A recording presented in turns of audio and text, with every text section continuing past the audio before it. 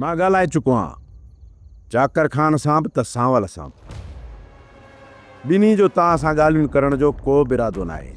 ॿई धुरियूं तव्हांजो मौत चाहिनि थियूं। पोइ तव्हां पाण में विढ़ी मरो या हुननि जे हथां मरो, उहो तव्हां ते आहे। मुंहिंजो चवणु तव्हां ॿिन्ही धुरियुनि खे इहो आहे त तव्हां पाण में हिकु थी वञो ऐं दुश्मननि सां मुक़ाबिलो कंदे मरो त उहो बहितर अथव। रूंडे सां गॾिजी विढ़ूं इन खां बहितर आहे त असां अकेला विढ़ी मरूं। पोइ भली शौक़ सां अकेला थी मरो, असांखे को बि एतिराज़ न आहे। हाणे असांखे हलणु घुरिजे। सभु को पंहिंजे नुक़सान जो ज़िम्मेवार पाण आहे। शेरल मुंहिंजे भाउ खे छॾियो, तव्हां इहो ॿुधायो त करिणो छा आहे? सभ खां पहिरियां सांवल जो कमु पूरो करिणो आहे। छा तव्हां इन कम लाइ तयारु आहियो? सांवल खे मारण लाइ तव्हां असांजो साथ ॾींदो? कसम, जेकॾहिं तव्हांजो साथ न ॾियूं हा न त पोइ हिते अचूं छाजे लाइ? तव्हां सांवल खे मारण जी तयारी कयो, असां तव्हां सां गॾु आहियूं। मां त चवां थो सुभाणे सभु गॾिजी इन सांवल जे मथां हमिलो कयूं, इन खे दफ़ करे छॾियूं। अरे केतिरा पाण में हटा कटा हूं, इहो हिकिड़ो सांवल सां खां ज़ोर थी वेंदो। रुगो तव्हां मुड़सी कयो।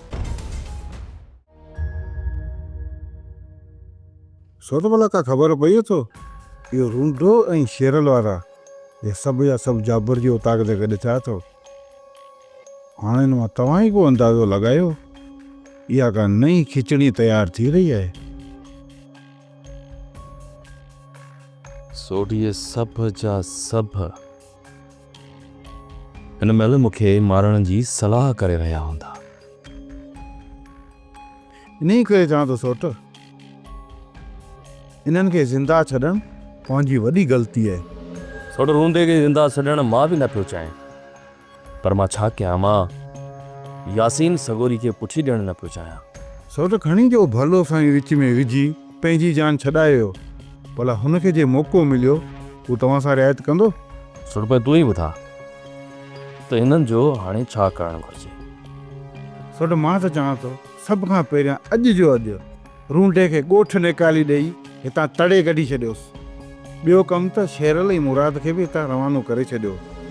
रूंडे खे त चई छॾियो हो, पोइ हू अञा छो नथो हितां निकिरे? सोट तूं हीअं कर, पंहिंजा हमरा तयारु कर, मां ॾिसां त रूंडो कीअं नथो निकिरे। मां पाण हली तो उते बीहां। सब्सक्राइब कयो असांजो official YouTube channel Sindh TV HD drama ऐं वधीक अपडेट लाइ बेल आइकन खे क्लिक करियो।